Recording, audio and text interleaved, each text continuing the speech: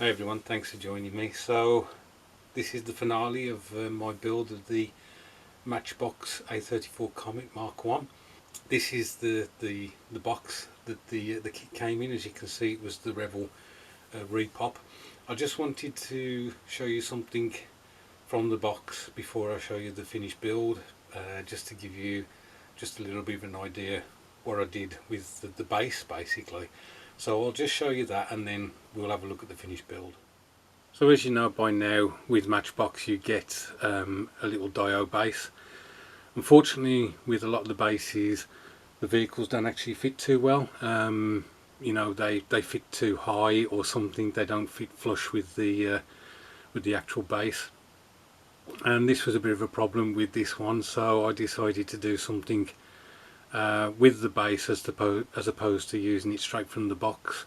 So I'll get the build now.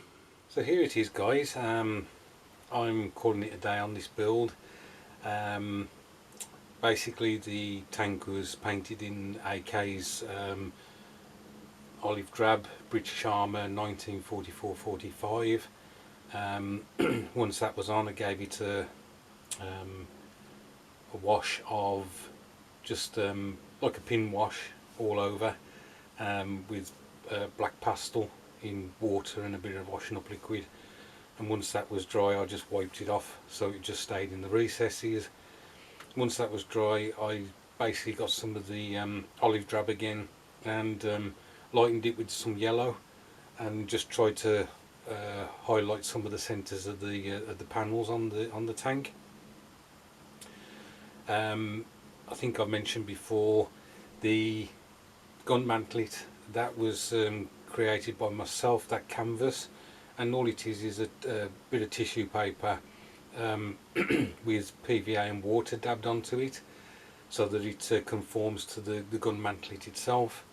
And then once that was dry, I painted that khaki and then did a wash from one of the Games Workshop's washes. I can't remember what it was, whether it was Reichland Flesh Shade or one of the other brown washes, just to give it a bit of depth. And then basically once all that was done, I gave it a clear coat. The decals were on, sorry, the clear coat would have gone on before the pin wash.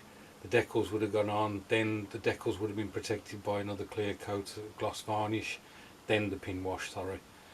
And then you may recall that it's taken me so long to finish this build because I wanted to get a matte varnish sprayed on this, because obviously you can't brush matte varnish on, because if you do, you start pulling the pin wash out of the recesses.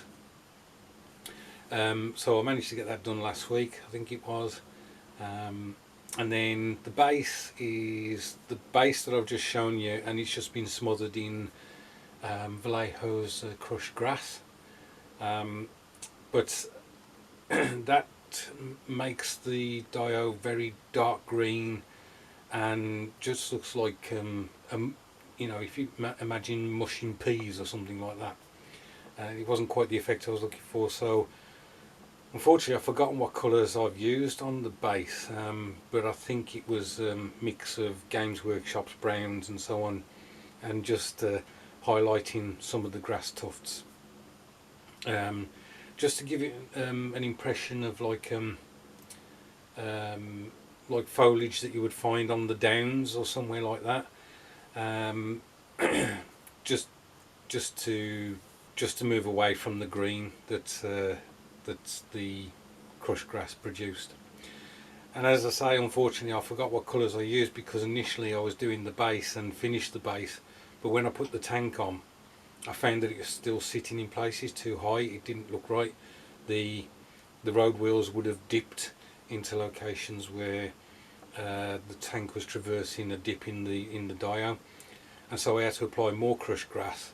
But because I'd forgotten the coloured browns that I'd used to initially create the diorama, you can't see there's a bit of a contrast where the tank is actually sitting and the surrounding area. The figures are 1/72 scale, but when they're close to 1/76 it doesn't look too bad. Obviously all hand painted. I can't even remember where the figures are from. I don't know whether they're Revell or another company. I think they are possibly Revell. A lot of research on the internet to try and get the colours of the uniforms right, the packs and so on. Not too happy with the one guy who's carrying a shovel which has got a full length handle sticking out the back of his pack. I am not 100% certain that British troops carried shovels like that, or whether they all carried the collapsible type, where you wouldn't have seen the distinctive T shape of the handle at the end of what this guy's carrying. Feel that the rifle on the one guy, the Lee Enfield, is a bit long as well. Perhaps I could have shortened that a bit to give a better impression. So they were painted separately, and then I added them to the base. So they're just super glued onto the base. And then, as I say, it was a case of filling bits in order to get the diode to look right with the figures, and also to try and get the tank to sit a bit better on the diorama. The other thing that you'll notice is missing, I kept banging on about this, and I was pleased with myself that I managed to get the parts in order to try and replicate it, and that's the Normandy cowling that's supposed to be on the back of the tank. I'll just go over that again. It was found that, I don't know whether it was with the Cromwells as well, when the tanks were idling, when they were waiting for counter-attack by the Germans, what was happening was the fumes from the engine was getting inside the tank and causing issues for the crew. You know, it can be quite dangerous for them. Initially they would pass out if there's too much fume in the vehicle, and eventually you can die. So they developed this cowling that they fitted on the back of the tank, which pushed the fumes away from the vehicle. As I say, I had the parts to do this that were donated to me by a chap I buy 1/76 figures and stuff off, but unfortunately I've misplaced them, and so they haven't appeared on this tank. So that's basically it, guys. I enjoyed building this. At the end of the day, it's Matchbox. For me, what's not to like? As I mentioned before, it's my intention throughout the year to, whatever group build I enter, if I can, I will be building Matchbox. So for instance, if somebody does a British tank group build, I will quite possibly build a Comet again. I just enjoy these kits so much, and they've got so much variety. Obviously German armour, British armour, American armour, even French armour, and then you've got the aircraft, which is quite a few nations in itself. I don't see why I need to buy other kits, especially as I enjoy these so much. So that's it. Thanks ever. Oh, the base. The base is from Games Workshop, the black base. They sell these, and I just bought a load. They're not cheap. They're about £3.50, £5 each, depending on the size.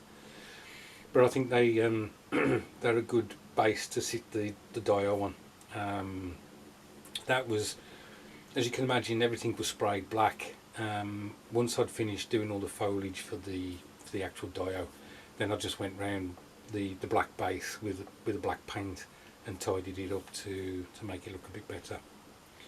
Right, I've waffled on long enough. Thanks ever so much for watching. Thank you to all my new subscribers. I really do appreciate you joining the channel, and I hope you enjoy the content that I am producing, although it is a bit slow at present. Look after yourselves, guys. I hope you are all well and your families are well, and I'll catch up with you soon.